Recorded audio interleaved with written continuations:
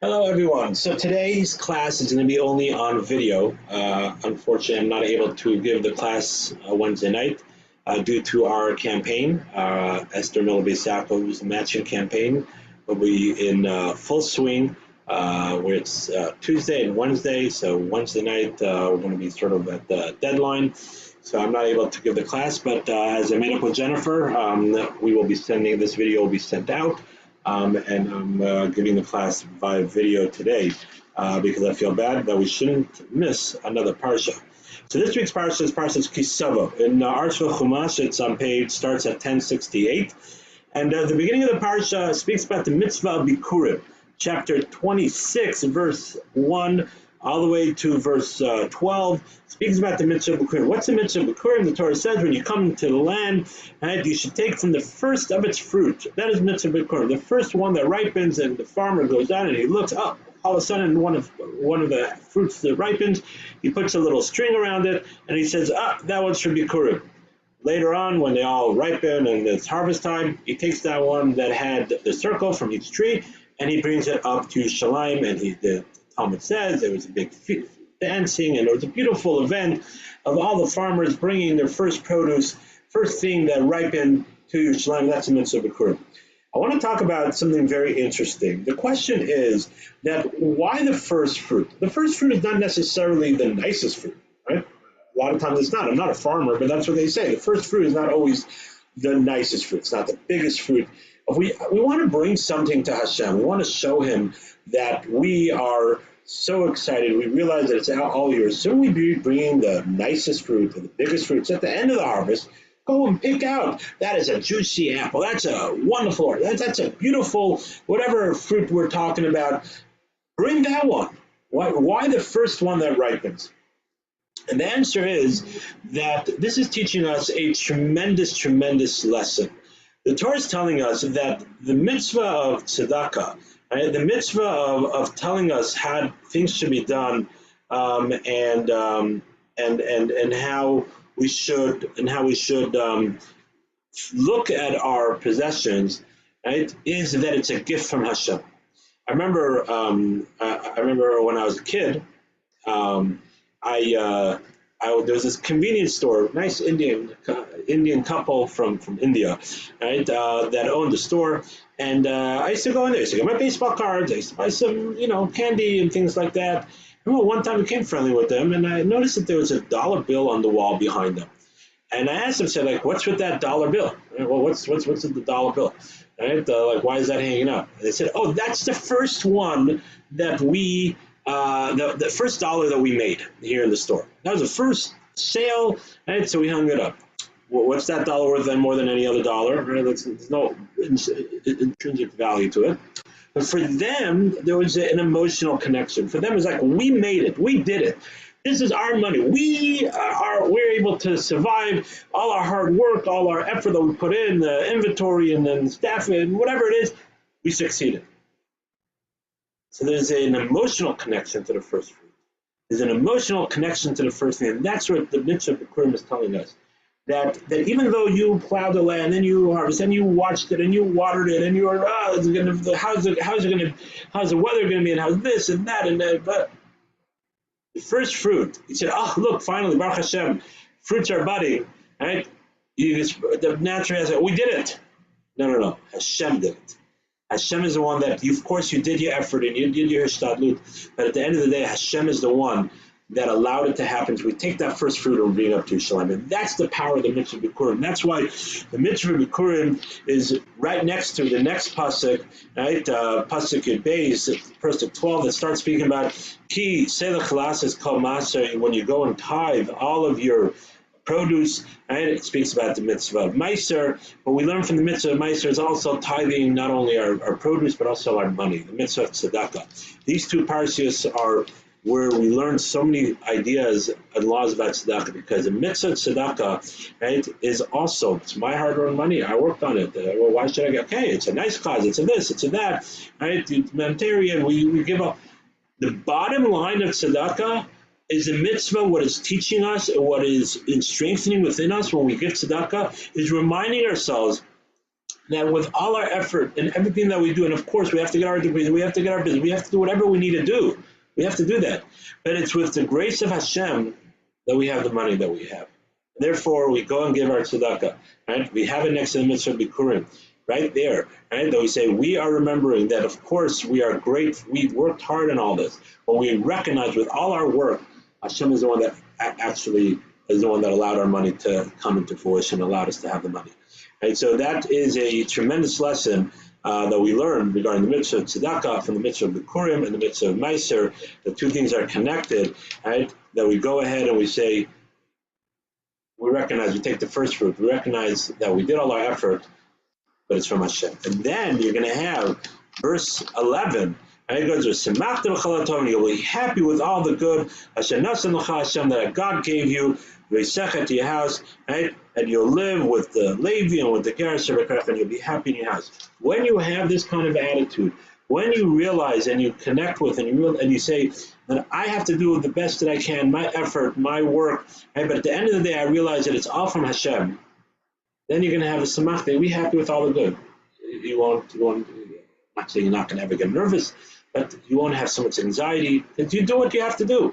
You will do what you have to do. We have to do our effort, and of course, we have to do our campaigns, and we have to go to business. We have to go to business school. We have to go to trade school. We have to get inventory. We have to put the time. We have to put the work. We have to plow the land. We have to do everything. But at the end of the day, after we do everything, it's from Hashem. It's nothing. You'll be happy. The anxiety goes away. So that's the first lesson that I want to talk about in this week's parsha. The next thing that I want to talk about is chapter Parak Chav Zayin, 27, and verse 8. So the Torah tells us over here, beginning of chapter 27 on page 1072 in the Arch for Chumash, the Torah talks about the mitzvah, right? It says, Moshe commanded the elders and the whole nation, right, to watch all the mitzvahs. And then it says it'll be the day when you go over the Yarden, right? You should place stones, gedolos, big stones, right? And put them in cement, and you should write to them Kol Divrei Torah, all the Divrei Torah. So on the borders of Eretz Yisrael, and you go to other borders, and it says, beware of entering America, follow the laws, entering Canada. Remember when I drove in from Yeshiva when I was in New York into Canada, right? Sort of right after the border, there's a big sign, right? Speed limit in Canada is kilometers, and 100 is like 55, I think it was, right? And it sort of gives you the thing of welcome to Canada. That's what it's telling you what the speed limit is. You have to know what convert from miles to kilometers. They don't want you to have any mistakes. That's what it says. Of course, it's in French too, because it's Canada. When you walk into the borders of Eretz Yisrael, what do we have? We have a big stones with our law, with the Torah. Everybody should know. You should know the Torah that's written in there. But not only that, in verse 8, verse Ches, it says, you should write all these stones, all the Torah, ber hativ. And ber hativ literally means that it should, right, it should be clear, right? It should be good. Beher, it should be explained, tov, hativ tov. Says Rashi, what does that mean? Right? With clear, it should be clear. Right? Rashi says, b'shivim lashonos in 70 languages. And that's what Rashi says. Right? It should be written in 70 languages. Why does it have to be written in 70 languages? Because if you have strangers coming in, they have to know what's going on. There's a lot to learn from this, but there's a tremendous lesson and something to reflect on this, that our guidebook, right? When we are showing off, we want to show you coming into our land. We're not saying that, oh, look, we have Haifa, and we have Meron, and we have Eilat, and we have even Yerushalayim, we have Hermon skiing. Right? That's you come into every state that you drive through, and we do a lot of studying. There's a tourist information center of that state, right? I'm sure you've all seen it, right? The tourist information center of that state. When you're coming into the land of Israel, we have the Torah. That's what we're proud of. That's what we are. We want everybody to know that this is who we are. This is our guidebook. This is our thing. The Torah, Sivim Lashonos, make sure that they all know what the Torah is. You coming into our land, you have to follow our rules. And there's laws for non-Jews and laws for Jews. Right? Everything has to be made sure, right, that everybody knows what's going on. And also that everybody has the opportunity to learn Torah. Torah is not just for the elite. It's not just in in the Christian world for the longest time. The church always made sure that it was in Latin, right? That the simpletons couldn't learn the Bible, right? That couldn't argue with them. No, the Torah is for everybody. There's no one that if you needed it this language or that language, if you came from a different land or a Jew, say it was in a different land, you didn't know that language. No, here's the Torah. It's in every language. We all have the opportunity to learn Torah. We all have to be proud of the Torah. We can't hide the Torah. We write in all the languages. Everybody should know what's written in there. We don't shy away from it. This is our Torah. This is our thing. Okay, let's move on. We're going to keep this class short, especially it's on video. To sort of just give some quick tidbits on this week's Parsha. The next part of the Parsha speaks about the brachas and the klolos. Starting at verse 11, it says Moshe goes ahead and tells the nation part of it to stand in Har Gerizim and to start Har Evo. We had also the brachas and klolos back in the end of Vayikra, right? Also the brachas and klolos. And now we're having it's called the second brachas and klolos over there in B'chut Kosai, right? It says that it came from Moshe, it's from Hashem. This one came from Moshe. They both came from Hashem. It's just the way it's written. It's the way it's. I don't want to get into details about that. Why it's repeated over again? That's not for today's class, right? But it starts off with the brachas. If you listen to what Hashem says, right? And if you don't listen, his curse is one who. Curses his father and mother, one who goes into his friend's business, and it goes through. And again, as we mentioned, go ahead and read the English if you don't know the Hebrew. Right? It goes into the blessings, and then it goes into the curses, and it's a few pages. We're not going to go into that right now. What I do want to talk about is that smack in the middle, but closer to the end of the brachos and klalos, right, on page 1080, right? On page 1080, verse 47, right? Chapter 28, verse 47, right? The Torah tells us what's the bottom line? Why are we going to get these curses? What's the bottom line? Tachas, right? Tachas, asher lo varta, asher Hashem elokecha b'simcha tu leva. Right? Why are we getting all this? Because. Tachas means because of, right? Asher lo varta, you didn't serve God. Okay, that's good, right? No, the Torah doesn't continue. Stop there. The Torah continues, as Hashem elokecha, Hashem your God, b'simcha, with happiness, but tuv lev love, with a gladdened heart. The Torah is telling us that the brachas and kolos don't come, of course, if we don't serve Hashem. But if we don't serve Hashem with joy, with excitement, with realizing that this is something we're just doing. Okay, we got to do. What can I do? It's hard to sign a yid. It's hard to be a Jew, but we got a candy coat. We got to spend money on our lulav and esrog. We got to spend money on Jews. Okay, we got to right. Shabbos, so many things. Hey, but I'm going to do it. Listen, don't get me wrong. You're going to get reward for doing the mitzvah, but you're missing the boat. Hashem is telling you that Torah and avodah and serving Hashem and doing the mitzvahs is supposed to bring you happiness, and you're getting closer to Hashem. You have the opportunity to serve Hashem. You have the opportunity to connect with Him. Something that we can't even fathom. We have to have simcha in our lives. We have to do mitzvah. We should sing Friday night. Right? I went to Menachem Avon, Mrs. Greenblatt, right? Her father passed away at the beginning of the school year, and wish her condolences, and her father should have an aliyah. And she was talking about her father, that he just had such a simcha sakam, he had such a love for life. He loved doing all the mitzvahs. He loved doing it. He felt so connected. There's so many people like that. And she was saying that her friends would come by to her house, and they always knew that they were singing Friday night, and they were singing smears or singing songs. Right? That's what Shabbos is about. You should have singing. You should have rejoice. It shouldn't be can I run away from the table? No, it should be exciting. It should be exciting. Doing the mitzvahs, the sukkah, Rosh Hashanah, even Yom Kippur. Yes, it's hard. We are connecting to Hashem. So the clothes came to Hashem. So you didn't serve Hashem with simcha. You just did it out of rote. You did it out because it's enforced. Now, don't get me wrong. You're going to get scarred for those mitzvahs that you're doing. But But the essence of Judaism, the connection to Hashem, the excitement, this is not a job that I just have to 9 to 5, clock in and clock out. This is life. This is life. You should love life. And so that's what the Torah is telling us, that the mitzvahs and what we're doing, we have to love it. We have to connect to it. Right? Now, the more you do it, the more you learn about it, the more you're connected to it, and the more you're going to love it.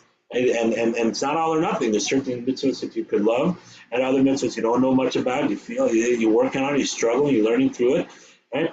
Trust me, there's plenty of time. And just because you're struggling and you're having a hard time and it's snowing outside, you have to go to shul, whatever level one's holding, right? Or whatever level of mitzvah is struggling, it's going to be a little more money to buy kosher food. Okay, doesn't mean to say it's not hard. Doesn't mean to say there's no struggle. At the end of the day, right? When you stop and you reflect about it, you realize that you're doing it because you want to do it. You're doing it because this is getting us closer to Hashem. Right? Doesn't mean to say that we're malachim and we're never going to have doubts, or we're never going to struggle, we're never going to say it's hard, it's not easy. Of course, we're not angels. But we need to say that in our kishkas, in who we are, when we sit down at the end of the day, after the hardship, after the difficulty, at the end of the day, we still realize we're not doing this out of road. We're not doing it because we feel like there's a knife at our neck. We're doing it because we want to get closer to Hashem. At each one of us on level, that's where the simcha comes in.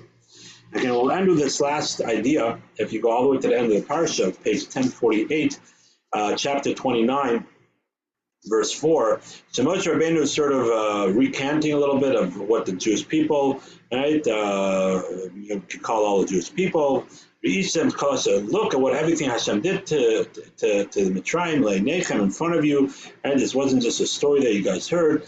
All the great miracles, right? And then in verse 4 it says, so he took you through 400 years in the desert, right? And your clothes did not grow, did not wear, your garments did not wear and tear, right, from you, right? You were able to wear, and your shoes did not wear and tear, right? You were able to wear your clothes the whole time. Right? The whole time. It's a tremendous miracle.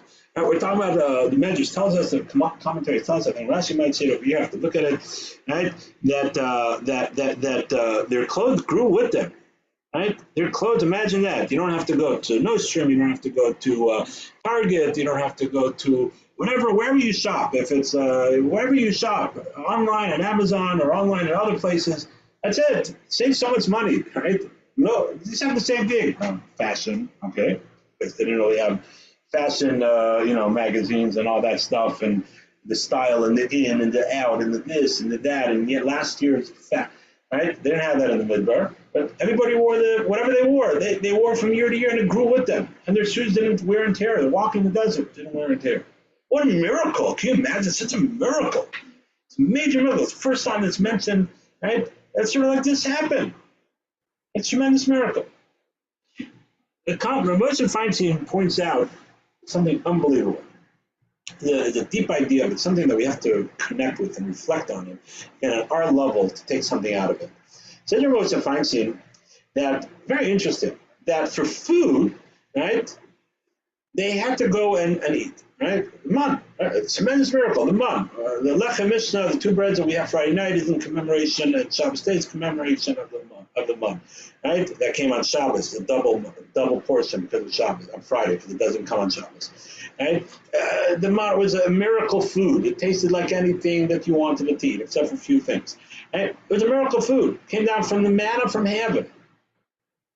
But still, Hashem could have made a big miracle. Could have made that the Jewish people did not need food. Or one, slice of bread or one little food sustained them for 20 years. Right? He made the clothes not grow. He made the money. He made the seed. He could have done that. But why did you do that? Why do you make it? And for some people, they had to go a little further to get the money. For the more righteous, it came right to their door. Right? But why did he do that? Water, the same thing. He could have made them sustain that they didn't need water.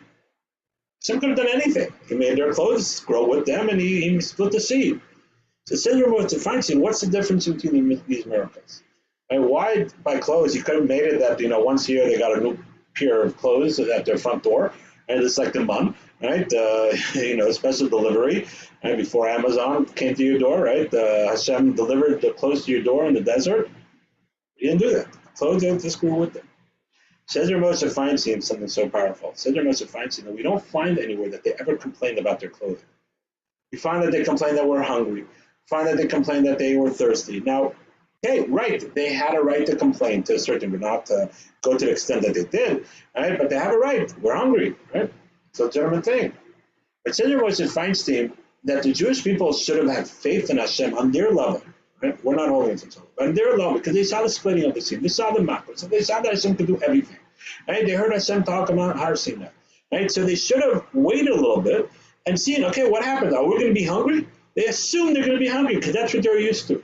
And they assume that they're going to be thirsty because that's what we're used to. So since the Jewish people had on their level a lack of faith in Hashem for this point, so Hashem said, you know what? Of course I'm going to do a miracle, I'm going to give you food, but you're going to have to work for a little bit. You're going to have to go and eat. For those that are a little less righteous, they're going to have to walk a little bit for their clothes. You're going to have to go to the well and get water. But the clothes that they never complained about, right? Says Hashem, you had emunah not to worry about your clothes, so that grew with them. There's even a bigger miracle, a higher level miracle that grew with them. So there are most Feinstein on our level, this is we have to reflect on and realize that, again, we're not holding it to a lofty level, but on our level, we always have to try to build our emunah on Hashem. Yes, we have to do our stuff, like we spoke about in the beginning. We have to do our stylist, and we have to go this, and we have to do that. We have to go to the doctor, and of course. But we still have to try to elevate our emunah a little bit. Though when something's a little difficult, when you did your thing, I believe in Hashem, something will work out. Of course, you can't be ignorant and just not do anything. We're not holding on that level. Something that's really lofty level, right, could do less. But it's a muscle. It's teaching us that emunah, a relationship with Hashem, is a muscle. The more we believe, the more we strengthen our emunah, the more Hashem will provide for us, as long as we go within reason.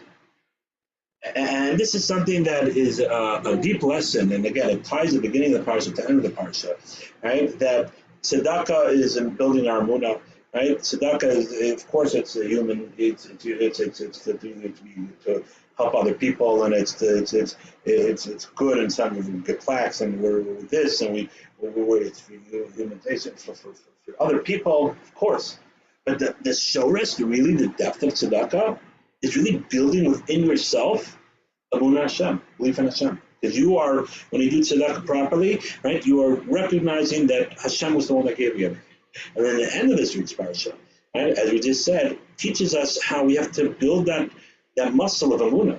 One ties into the other. When we build that muscle of emunah, then we're going to build our relationship with Hashem, then we'll be able to give our tzedakah, be able to give our time, be able to give our possessions, our things, right?